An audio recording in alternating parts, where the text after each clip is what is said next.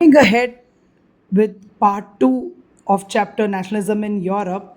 So उस time पे जैसे जो नेपोलियन की टेरिटरी थी, it was a confederation of 39 states. सब स्टेट्स की अपनी खुद की करेंसी, अपने खुद के वेट मेजर्स होते थे। A merchant travelling from Habsburg to Nuremberg to sell his goods, उनको 11 कस्टम बैरियर से गुजरना पड़ता था और हर बार 5% ऑफ ईच ऑफ देम मतलब कस्टम ड्यूटी देनी पड़ती थी। और उस एरिया के weights and measurement of goods के हिसाब से कस्टम ड्यूटी देते थे, तो it became very costly. Measurement of cloth, यहाँ पर एक वेरी शॉर्ट क्वेश्चन है, व्हाट वाज एल ए? तो cloth was measured, the measuring unit of cloth was known as L A. और जर्मनी में फिर इस कंडीशंस को लेकर जो न्यू कमर्शियल क्लास आ रही थी, जो ट्रेडिंग कर रही थी, उनको इस चीज़ से बहुत प्रॉब्लम हो रही थी कि there is no sanitize measures and all. So एक कस्टम यूनियन बनाया गया, Zollverein. Zollverein is a very important question, what was Zollverein? So a custom union was formed by the initiative of Prussia, और बहुत सारे German states ने फिर इसको join किया। द यूनियन अबॉलिश सारे टैरिफ बैरियर्स और नंबर ऑफ करेंसीज फ्रॉम 30 से को टू करेंसीज पे ले आए। रेलवेज़ बनाए ताकि मोबिलिटी आसानी से हो सके, और एक बहुत ही इकोनॉमिक नेशनलिज्म जो है वो स्ट्रेंथन हुआ। So Zollverein again is a very important question. उसके बाद आता है आपका एक बहुत इंपॉर्टेंट क्वेश्चन है conservatism. So conservatism is a political philosophy that stress the importance of tradition, culture, और ये मोनार्की को भी सपोर्ट करते थे। So conservatives believe that traditional institutions of state and society जैसे हैं वैसे रहने चाहिए। मोनार्की, चर्च, सोशल हायरकीज जो हैं, प्रॉपर्टी और family should be preserved. Most conservatives however did not propose a return, मतलब कि वो प्री रिवोल्यूशनरी डेज में नहीं जाना चाहते थे, but rather they realise that from the changes जो नेपोलियन ने इनिशिएट करे थे, मॉडर्नाइजेशन उनको लगता था कि होनी चाहिए, वो उनके ट्रेडिशनल इंस्टीट्यूशंस को और स्ट्रॉन्ग करेंगी, बट स्लोली होना चाहिए ये चेंज। अ मॉडर्न आर्मी और एक एफिशिएंट ब्यूरोक्रेसी और एक डायनामिक इकोनॉमी जिसमें ये सारे चेंजेस आए, abolition of feudalism and serfdom, वो उनकी उल्टा ऑटोक्रेटिक मोनार्कीज हैं जो किंग्स हैं, किंग्स की पावर को और स्ट्रॉन्ग करेगी।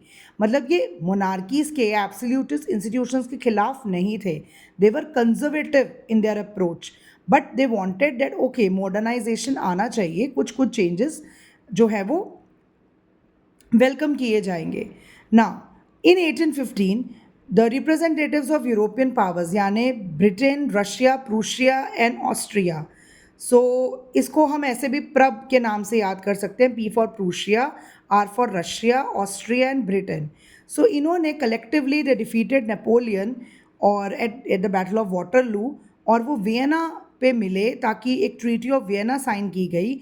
और द कांग्रेस, ये जो कांग्रेस जो वियना में हुई, ये वेरी इंपॉर्टेंट शॉर्ट क्वेश्चन है, was hosted by Austrian chancellor duke Metternich. तो ड्यूक मेटरनिच ने ये जो है वो वियना कांग्रेस को होस्ट किया था। ये वेरी शॉर्ट क्वेश्चन है, very important. And it dude, उन्होंने ट्रीटी ऑफ वियना जो है वो उसका मेन ऑब्जेक्टिव था कि जो भी चेंजेस नेपोलियन लेकर आया है उसको ख़त्म करना, हटा देना। बोर्बन डायनेस्टी जो पहले रूल कर रही थी, द किंग्स, उनको फिर से पावर में ले आया गया।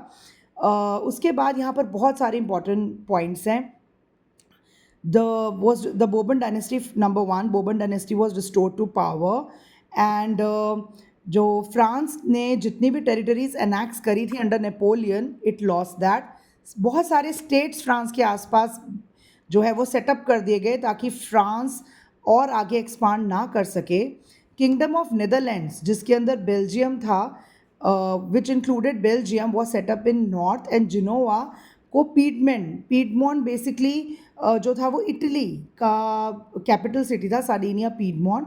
जिनोवा को पीडमोंट में ऐड कर दिया गया इन द साउथ। प्रूशिया को, जर्मनी ही पहले प्रूशिया कहलाता था, प्रूशिया बाद में जर्मनी बना है। प्रूशिया को बहुत सारी न्यू टेरिटरीज दे दी गई वेस्टर्न फ्रंटियर पे, और ऑस्ट्रिया को नॉर्दर्न इटली का कंट्रोल दे दिया गया। चैप्टर के एंड में हम पढ़ेंगे यूनिफिकेशन ऑफ इटली। उसके अंदर जो इटालियन प्रिंसली हाउस है, उन्होंने जब इटली को यूनिफाई किया तो ऑस्ट्रिया से उन्होंने ये नॉर्दर्न इटली का पार्ट ले लिया था। ये इस टाइम पे ऑस्ट्रिया को दे दिया गया था जो पहले नेपोलियन ने लिया। नेपोलियन ने उसके अलावा कुछ जर्मन स्टेट्स थे, 39 स्टेट्स, उनको कॉन्कर किया था they were left untouched and they were kept under the, मतलब जर्मनी के पास ही थे. Russia was given a part of Poland while Prussia was given a portion of Saxony.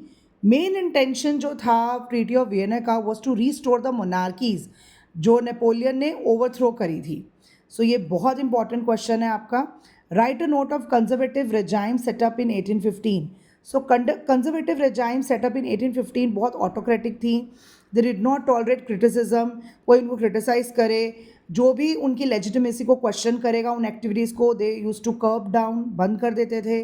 Most of them censorship laws impose करते थे कि newspapers, books, pledge, songs में उनके पूछे बगैर कुछ भी, नथिंग कैन बी पब्लिश्ड. और इसीलिए one of the major issues taken by liberal nationalist जो थे वो कंजर्वेटिव ऑर्डर को, लिबरल नेशनलिस्ट जो थे वो हमेशा कंजर्वेटिव्स को जो थे वो क्रिटिसाइज करते थे. वो सबसे पहले चाहते थे freedom of press, censorship laws हट जानी चाहिए, वो इसी के खिलाफ थे. फिर एक इम्पॉर्टेंट क्वेश्चन है, what was the condition of liberal nationalist during the years following 1815. तो 1815 के बाद जो लिबरल नेशनलिस्ट थे उनका क्या हुआ. जब मोनार्कीज फिर से रीस्टोर हो गई तो there was a fear of repression. तो सब छुप गए, सीक्रेट सोसाइटीज़ बनने लगी, बहुत सारी यूरोपियन स्टेट में सीक्रेट सोसाइटीज़ बनने लगी. और अगर रिवोल्यूशनरी आप बन रहे हो, इट मीन्स दैट आप सीधे सीधे मोनार्की को अपोज कर रहे हो और your life is in danger. And to oppose that has been establish after the Vienna Congress and to fight for liberty and freedom. Most of these revolutionary also saw the creation of nation state as a necessary part. मतलब अगर freedom struggle लड़नी है तो आपको nation states बनाने पड़ेंगे. एक ऐसा ही इटालियन रेवोल्यूशनरी थे Giuseppe Mazzini. He was born in Genoa. उन्होंने वो एक सीक्रेट सोसाइटी कार्बोनारी के मेंबर बने. Very important, very short question. और लेकिन उनको फिर एग्जाइल में भेज दिया गया क्योंकि इन्होंने लिगुआरिया नाम की जगह पे एक रिवॉल्यूशन किया था.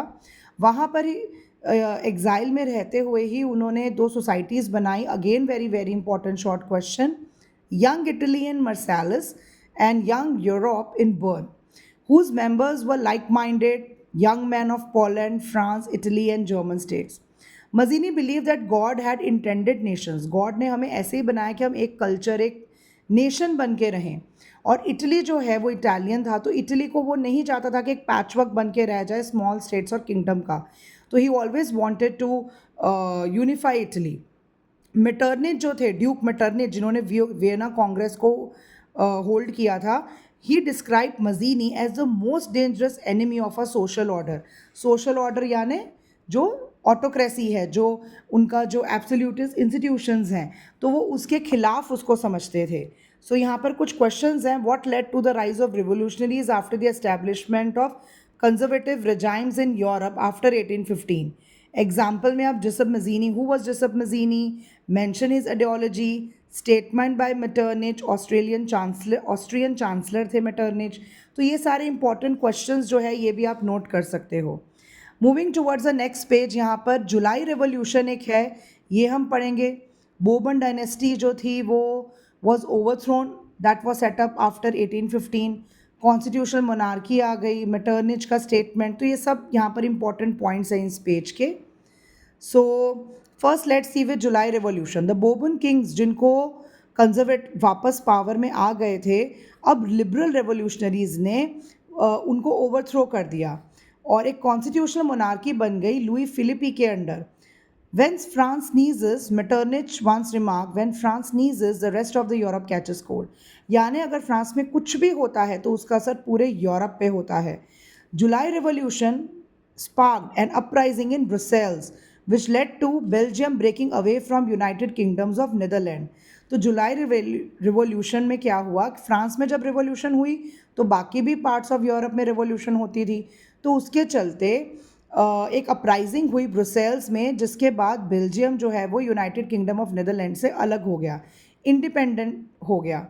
फिर आई Greek war of independence. Greece जो है वो ओटोमन एम्पायर का पार्ट रहा बहुत 15th सेंचुरी से, लेकिन रेवोल्यूशनरी नेशनलिज्म जो यूरोप में चल रहा था उसके चलते वहाँ पर भी बहुत ज़्यादा नेशनलिस्ट रिवोल्ट्स हुए और ग्रीक को भी इंडिपेंडेंस मिल गई with the treaty of Constantinople. So Greek जो है वैसे भी उसको एक सिविलाइजेशन का, it is known as a cradle of European civilisation, क्योंकि वहाँ पर बहुत सारे पोएट्स एंड आर्टिस्ट जो हैं बहुत सारे थे. And English poet Lord Byron organise funds and later went to fight in war where he died due to fever. और ट्रीटी ऑफ कॉन्स्टेंटिनोपल के बाद ग्रीस ऑल्सो गॉट इंडिपेंडेंस.